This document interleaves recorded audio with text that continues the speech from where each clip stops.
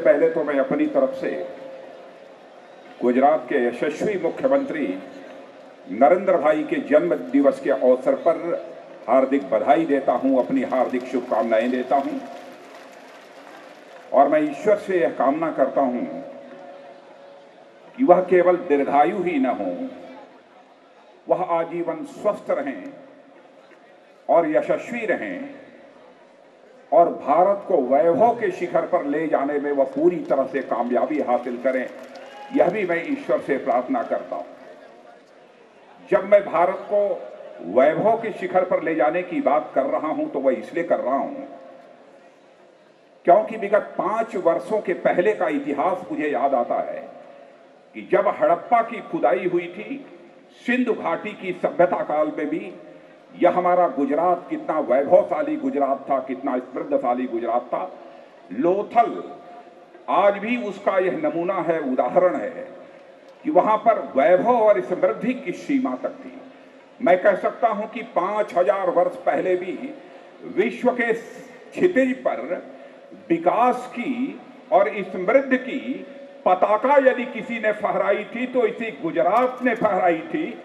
और मुझे पूरा विश्वास है कि आज भी विश्व में विकास की पताका फहराने में अग्रणी भूमिका यदि कोई निभाएगा तो यही गुजरात भी निभाएगा।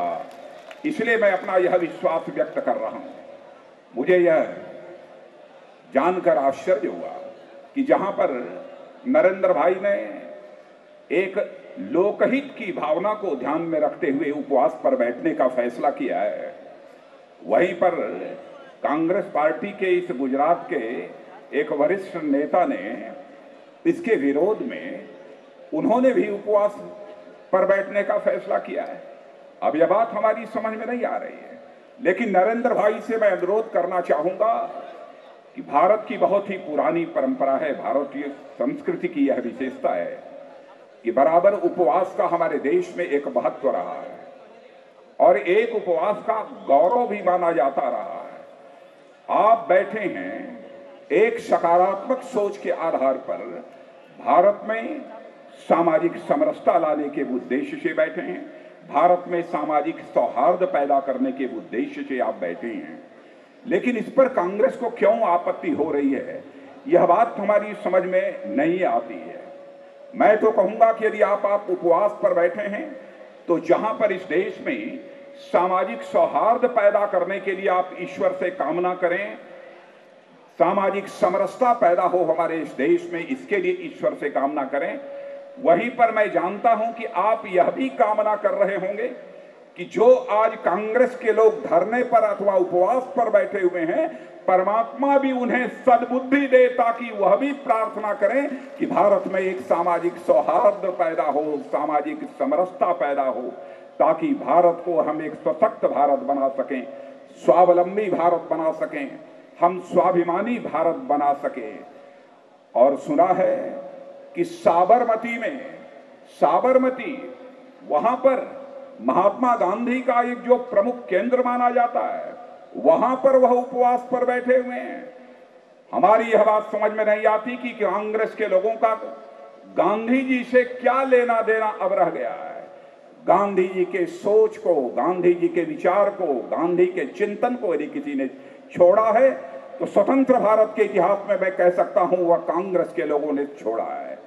कहां गया वह गांधी का ग्राम स्वराज्य, कहां गया वह गांधी का ग्रामोद्योग, कहां गई वह ग्रामोद्योग, गांधी की स्वदेशी की यह भावना, कहां गई वह गांधी का स्वदेशी का आचरण, कहां गई वह गांधी की स्वदेशी की भाषा, कहां गई वह गांधी की स्वदेशी की शैली, कहां गई वह गांधी का स्वदेशी का नेतृत्व। आज तो नेतृत्व भी यहां का अब स्वदेशी नहीं रह गया है, सब कुछ यह कांग्रेस जो है छोड़ चुकी है। तो आज उस गांधी के एक प्रमुख केंद्र पर उपवास करने का क्या उद्देश्य है, यह बात हमारी समझ के परे है। मैं समझता हूं परमात्मा उन्हें भी सद्बुद्धि देगा कि भारत को एक सशक्त भारत बनाने की दिशा में वह भी परमात्मा से प्रार्थना करेंगे। हम उनके उपवास की गरिमा को कम नहीं करना चाहते, क्योंकि हमारे देश में उपवास का एक अपना महत्व रहा है। जहां तक नरेंद्र भाई का प्रश्न है। यह किसी को बताने की आवश्यकता नहीं है कि उन्होंने अपने मुख्यमंत्रित्व काल में गुजरात में क्या किया है। कौन इस सच्चाई को नकारेगा कि स्वतंत्र भारत के इतिहास में विकास के मामले में इस गुजरात को इस हिंदुस्तान का मॉडल स्टेट बनाने का काम यदि किसी ने किया है तो वह नरेंद्र भाई ने किया है। सचमुच यह जानकर गौरव की अनुभूति होती है कि जीडीपी के मामले में, जिसे सकल घरेलू उत्पादन कहते हैं, आज हमारा जो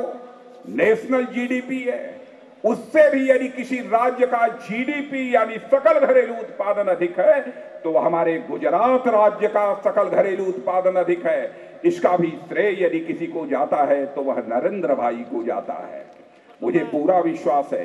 कि हमारा गुजरात राज्य नरेंद्र भाई के नेतृत्व में केवल ऐसे हिंदुस्तान के लिए ही विकास के मामले में एक मॉडल स्टेट के रूप में नहीं खड़ा होगा, बल्कि सारे विश्व के लिए यह गुजरात एक मॉडल स्टेट में खड़ा होगा।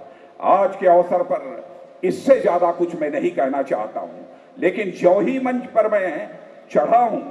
और अपने सामने जो मैंने यह दृश्य देखा है, मैंने देखा है कि इसमें सभी जाति, सभी पंथ, सभी मजहब के लोग यहां पर मेरी आंखों के सामने दिखाई दे रहे हैं। मैं कहना चाहता हूं,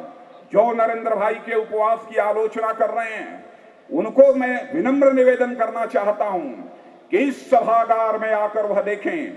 सचमुच यदि लघु भारत का दृश्य देखना चाहते हैं तो इस गुजरात के इस विश्वविद्यालय के सभागार में वह आकर देखें, वह दृश्य उन्हें देखने को मिलेगा। मैं पुनः अपनी तरफ से ईश्वर को यह कामना करता हूं कि नरेंद्र भाई को वह शक्ति दे, वह सामर्थ्य दे, ताकि भारत को एक शक्तिशाली भारत बनाने में अपना वह अधिकतम योगदान कर सकें। इन्हीं शब्दों के साथ आप सबको भी धन्यवाद देते हुए अपना निवेदन समाप्त करता हूं।